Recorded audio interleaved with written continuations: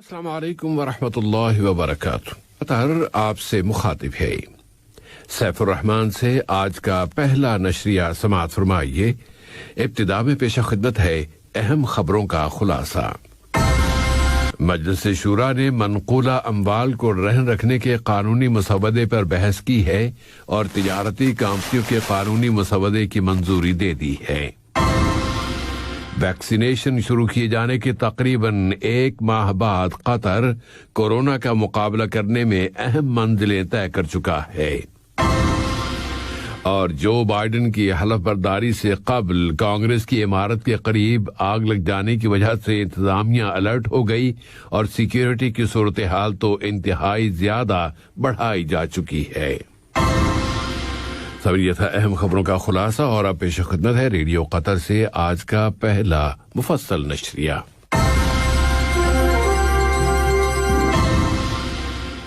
بسم اللہ الرحمن الرحیم. مجلس شورا نے اس کے اسپیکر جناب احمد بن عبداللہ بن زید آل محمود کی صدارت میں ہونے والے اپنے ہفت روزہ اجلاس میں منقولہ اموال کو رہن رکھنے سے متعلق قانون کے مسودے پر بحث کی ہے. اس قانون کا مقصد یہ ہے کہ کمپنیاں اور افراد اپنے چھوٹے اور درمیانے درجے کے پروجیکٹس کے لیے بینکوں سے قرضے حاصل کر سکیں. شورا نے یہ مسودہ مالیاتی اور اقتصادی امور کی کمیٹی کے حوالے کرنے کا فیصلہ کیا ہے تاکہ وہ اس کے بارے میں اپنی رپورٹ مجلس کو پیش کر سکے. اس کے علاوہ مجلس شورا نے تجارتی کمپنیوں سے متعلق قانون کی تنسیقوں میں ترمیم کے قانونی بل کی منظوری دیتے ہوئے اپنی سفارشات کابینہ کو روانہ کرنے کا فیصلہ کیا ہے. مجلس شورا نے فلسطینی عوام کے حقوق کی تائید و حمایت کے لیے اسلامی جمہوریہ ایران کی مجلس شورا میں قومی سلامتی اور خارجہ پالیسی کی کمیٹی کے زیر اہتمام منعقد کیے گئے اجلاس میں شرکت کی ہے. فلسطینی انتفاضے کی تائید و حمایت کے سیکریٹریٹ نے اس اجلاس کے انعقاد میں شرکت کی ہے. ویڈیو کمیونیکیشن کے ذریعے منعقد کیے جانے والے اس اجلاس کا شعار تھا القدس ہمیں جمع کرتا ہے. اس اجلاس کا مقصد یہ ہے کہ فلسطینی عوام کے قانونی حقوق کی بازیابی اور فلسطینی اسٹیٹ کے قیام کے لیے جس کا دارالحکومت القدس ہو تائید و حمایت اور مدد کا سلسلہ جاری رکھا جائے. وزیر تجارت و صنعت جناب علی بن احمد الکواری نے ویڈیو کمیونیکیشن کے ذریعے جمہوریہ پیراگوئے کے وزیر صنعت و تجارت جناب لوئس البرٹو کاسٹگیلینو کے ساتھ دو طرفہ تعلقات اور مختلف شعبوں خاص طور پر تجارت، سرمایہ کاری اور صنعت کے شعبوں میں ان تعلقات کو فروغ دینے کے وسائل، دونوں ملکوں کی تجارتی پالیسیوں اور کورونا کی وبا کا مقابلہ کرنے کے لیے دو طرفہ کوششوں پر بات چیت کی ہے. وزیر تجارت و صنعت نے اس رابطے میں ملک کی اقتصادی پالیسیوں اور ان رکاوٹوں کو ختم کرنے میں ان پالیسیوں کے کردار کی تفصیلات بھی بتائی ہیں جو ملک میں غیر ملکی سرمایہ کاری کی راہ میں آڑے آ سکتی ہیں. اس کے علاوہ ان کا ایک مقصد یہ بھی ہے کہ سرمایہ لگانے کی خواہش مند کمپنیوں کو سرمایہ کاری کے مزید مواقع فراہم کیے جائیں. وزیر مملکت برائے امور خارجہ جناب سلطان بن سعد المریخی نے برطانیہ کے وزیر مملکت برائے امور مشرق وسطی و شمالی افریقہ جناب جیمز کلیفرلی کی جانب سے ایک ٹیلی کال وصول کی جس میں دو طرفہ تعلقات و تعاون اور مشترکہ دلچسپی کے موضوعات پر بات چیت کی گئی. قطر کی مسلح افواج کے chief of staff general pilot Ghanim bin Shaheen Al Ghanim سے پاکستان کی فضائیہ کے chief of staff air marshal Mujahid Anwar Khan نے ملاقات کی ہے اور ان دونوں اہلکاروں کے درمیان مذاکرات میں دونوں ملکوں کے درمیان فوجی شعبے میں تعلقات و تعاون کو مزید فروغ دینے کا موضوع زیر بحث آیا ہے. قطر میں کورونا کے خلاف ویکسینیشن کی مہم شروع کیے جانے کے تقریباً 1 ماہ بعد قطر اس وائرس کا مقابلہ کرنے کے سفر میں بہت اہم منزلیں طے کر چکا ہے. یہاں اس وبا سے شفا پانے والوں کی تعداد میں مسلسل اضافہ ہو رہا ہے اور یہ تعداد اب 1 44,015 ہو گئی ہے کہ مزید 157 مریض اس بیماری سے صحت یاب ہو گئے ہیں۔ وزارت صحت کے اعلان کے مطابق ملک میں کورونا کے مزید 227 کیسز رجسٹر ہوئے ہیں اور 2 مریض وفات پا گئے ہیں۔ ان اعداد و شمار کے ساتھ ہی ساتھ ملک میں کورونا کے خلاف ویکسینیشن کی مہم بھی جاری ہے، اور حمد جنرل اسپتال کے میڈیکل ڈائریکٹر ڈاکٹر یوسف المسلمانی نے کہا ہے کہ ایسی کوئی دو ٹوک تاریخ نہیں ہے کہ جس کے بارے میں کہا جا سکے کہ اس کے بعد یہ ویکسین قطر میں پبلک کے لیے عام کر دی جائے گی۔ وزارت صحت میں ویکسینیشن کے شعبے کی سربراہ ڈاکٹر سہا البیات نے بتایا ہے کہ اینٹی کووڈ 19 ویکسین کی دونوں ڈوز لے لینے والے کو ویکسینیشن کارڈ دیا جائے گا، جس میں فائزر ویکسین کی مدت مدافعت لکھی ہوئی ہوگی۔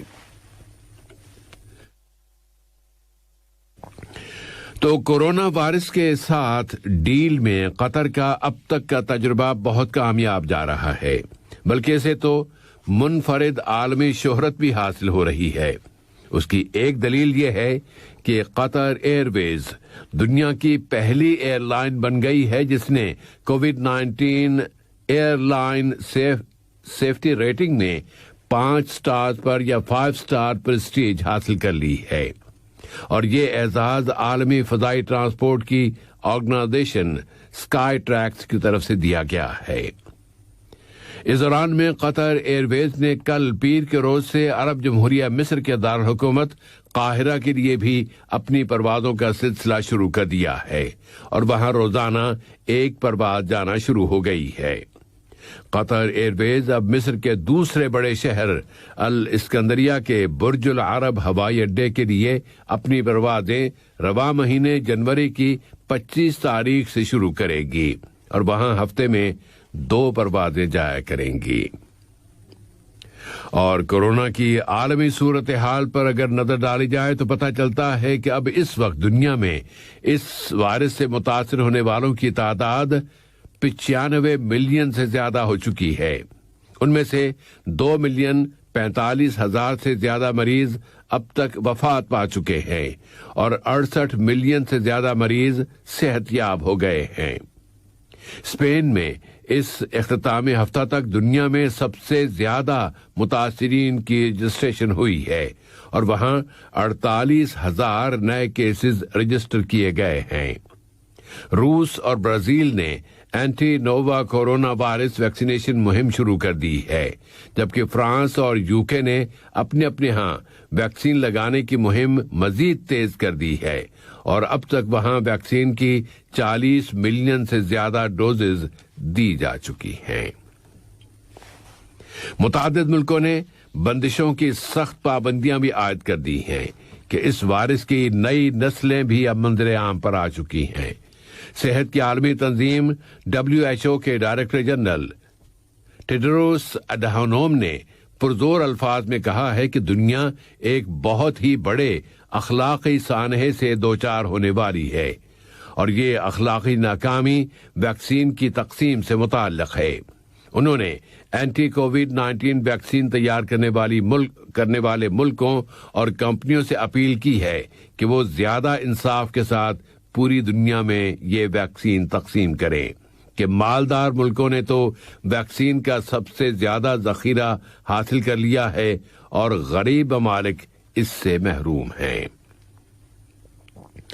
امریکہ کے نو منتخب صدر جو بائیڈن کی تقریب حلف برداری میں اب صرف 1 روز باقی رہ گیا ہے، اور امریکہ میں تو سیکیورٹی ہائی الرٹ کی جا چکی ہے، اور وہاں کی تاریخ میں پہلی مرتبہ فوج کو بھی سیکیورٹی کے لیے بلا لیا گیا ہے۔ امریکی انتظامیہ نے سیکیورٹی کے بیرونی خطرے یا تھریٹ کی وجہ سے واشنگٹن میں کانگریس کی عمارت کا مغربی حصہ خالی کرا لیا ہے۔ سیکیورٹی کے ذرائع اور میڈیا کا کہنا یہ ہے کہ کانگریس کی عمارت کے قریب کل جو آگ لگ گئی تھی تو وہ کوئی سیکیورٹی تھریٹ نہیں ہے، وہ تو اس عمارت کے قریب بے گھر لوگوں کے ایک خیمے میں آگ لگ گئی تھی۔ پورے امریکہ میں سیکیورٹی اور امن و امان کے لیے ہر وقت تیار رہنے کا عمل جاری ہے۔ اب سے تھوڑی دیر قبل پینٹاگون یعنی امریکی وزارت دفاع نے بتایا ہے کہ کل بدھ کے روز صدارتی حلف برداری کی تقریب کے موقع پر 2750 امریکی سرکاری فوجی بھی اس تقریب کی حفاظت پر مامور کیے جائیں گے۔ دنیا اس وقت گویا اپنی سانسیں روکے ہوئے ہے کہ وائٹ ہاؤس کی نئی انتظامیہ کا ویژن اور تصور کیا ہوگا۔ اب اس وقت واشنگٹن میں تشویش اور سیکیورٹی کے اندیشوں میں اضافہ ہوتا جا رہا ہے کہ جس وقت جو بائیڈن اپنے عہدے کا حلف اٹھا رہے ہوں گے تو دنیا کے اس سب سے زیادہ طاقتور ملک میں پرتشدد واقعات اور انارکی اس ملک کے استحکام کو نقصان پہنچا سکتی ہے۔ یہ اندیشہ ہے کہ دائیں بازو کی تنظیمیں وہاں حملے کر سکتی ہیں اور حلف برداری کی تقریب کی سیکیورٹی سے متعلقہ افراد ہی میں ان میں سے کوئی خطرہ بن سکتا ہے۔ ان اندیشوں کی ایک بڑی وجہ یہ بھی ہے کہ صدر ڈونلڈ ٹرمپ کے حامی چند روز قبل امریکی کانگریس کی عمارت پر باضابطہ حلہ بول چکے ہیں اور ابھی تک امریکہ کے سیاسی اور سیکیورٹی کے حالات پر اس حملے کے اثرات پڑ رہے ہیں۔ ایف بی آئی نے یہ تنبیہ جاری کی ہے کہ کیپٹل پر چڑھائی کی منظر ایک مرتبہ پھر دہرائے جا سکتے ہیں، بلکہ ہو سکتا ہے کہ اس مرتبہ یہ حملہ زیادہ سخت اور زیادہ شدت کے ساتھ ہو۔ صرف دارالحکومت واشنگٹن ہی نہیں بلکہ امریکہ کے متعدد شہروں میں حملے ہو سکتے ہیں۔ اس بنا پر پورا کا پورا امریکہ سیکیورٹی کے لحاظ سے انتہائی الرٹ اور چوکنا کر دیا گیا ہے اور اس طرح کی صورتحال وہاں ماضی میں کبھی بھی دیکھنے میں نہیں آئی تھی۔ ان معلومات کے بالکل برعکس امریکی ایوان نمائندگان میں سراغ رسانی کی کمیٹی کے سربراہ ایڈم شیف نے کہا ہے کہ سیکیورٹی کے اندیشوں میں مبالغہ آرائی سے کام لیا جا رہا ہے اور حلف برداری کی تقریب بالکل محفوظ طریقے سے مکمل ہو جائے گی۔ اب نئے صدر جو بائیڈن کے آنے سے پہلے موجودہ صدر ڈونلڈ ٹرمپ ایک اور فہرست آج جاری کرنے والے ہیں اور اس کے مطابق 100 سے زیادہ افراد کو یا تو عام معافی دے دی جائے گی اور یا ان کی سزاؤں میں نرمی کر دی جائے گی۔ یہ بھی ہو سکتا ہے کہ وہ خود اپنے آپ کو بھی معافی دینے کا صدارتی حکم جاری کر دیں۔ امریکہ اب نئے صدر کا انتظار کر رہا ہے اور صدر ٹرمپ کے حامیوں کے اس رویے کی وجہ سے جو بائیڈن کس طرح اپنے انتخابی وعدے پورے کر سکیں گے یہ تو وقت ہی بتائے گا۔ کویت میں وہاں کے امیر شیخ نواف الاحمد الصباح نے وزیر اعظم شیخ صباح الخالد الصباح اور ان کی کابینہ کا استعفیٰ منظور کر لیا ہے۔ وہاں کے تمام وزراء نے تقریباً ایک ہفتہ قبل وزیر اعظم کو اپنے استعفے پیش کر دیے تھے اور اب اگلے اقدامات تک موجودہ کابینہ حکومت کے ضروری معاملات چلاتی رہے گی۔ ایران کی فوج آج منگل کے روز سے ملک کے جنوب مشرقی علاقے میں بڑی فوجی مشقیں شروع کر رہی ہے جو کل بدھ کے روز تک جاری رکھی جائیں گی۔ یہ مشقیں بطور خاص امریکہ کے نو منتخب صدر جو بائیڈن کی حلف برداری اور امریکہ میں صدارت کی تبدیلی کے موقع پر کی جا رہی ہیں۔ ایرانی فوج میں بری فورسز کے کمانڈر میجر جنرل قمر حیدری نے بتایا ہے کہ یہ مشقیں پہلی مرتبہ حملہ کرنے کے پہلو کے مطابق کی جائیں گی۔ بغداد میں وہاں کے وزیر اعظم مصطفیٰ الکاظمی نے پرزور انداز میں کہا ہے کہ ان کا ملک اس کی سرزمین سے ترکی کو نشانہ بنانے والی کسی بھی تھریڈ یا دہشت گردی کی سرگرمی کو سختی سے مسترد کرتا ہے۔ انہوں نے کہا ہے کہ عراق اس طرح کی دھمکیوں سے نمٹنے کی مکمل صلاحیت رکھتا ہے اور عراقی سیکیورٹی فورسز عراقی سرزمین کے چپے چپے کی حفاظت کے لیے اپنی فورسز کے وجود کو برقرار رکھیں گی۔ وہ عراق کا دورہ کرنے والے ترک وزیر دفاع خلوصی آکار کے ساتھ ملاقات کر رہے تھے۔ ترکی کے وزیر دفاع نے بھی اس موقع پر کہا ہے کہ ان کے ملک کی فوج دہشت گردی کی روک تھام اور ٹریننگ کے شعبے میں مشورے دینے اور عراق کے ساتھ مشترکہ مشقیں کرنے کے لیے تیار ہے۔ اور آج کے اس نشریے کا اختتام روسی اپوزیشن لیڈر الیکسی ناوالنی کے مسئلے کی طرف آتے ہیں. اس نے اپنے ملک میں وہاں کے شہریوں سے اپیل کی ہے کہ وہ سڑکوں پر نکل آئیں اور انہیں 30 روز کے لیے بند کر دینے کا حکم جاری کیے جانے سے پہلے روسی حکومت کے خلاف مظاہرے کریں. مغربی ملکوں کے رد عمل میں امریکہ نے روسی اپوزیشن لیڈر الیکسی ناوالنی کو گرفتار کر لینے کے روسی فیصلے کی سخت الفاظ میں مذمت کی ہے، اور امریکی وزیر خارجہ مائک پومپیو نے کہا ہے کہ یہ گرفتاری آزاد آوازوں کو بند کرانے کے سلسلے کی تازہ ترین کڑی ہے.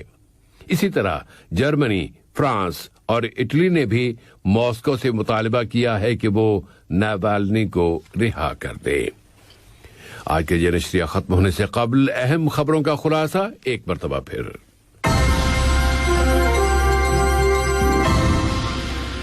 مجلس شورا نے منقولہ اموال کو رہن رکھنے کے قانونی مسودے پر بحث کی ہے اور تجارتی کمپنیوں کے قانونی مسودے کی منظوری دے دی ہے.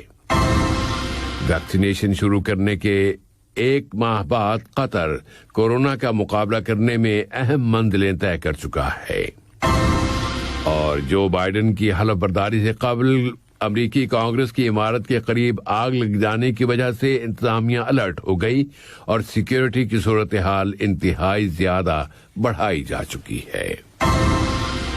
ریڈیو قطر سے آج کا پہلا نشریہ اپنے اختتام کو پہنچا. اگلا نشریہ رات 7:30 بجے.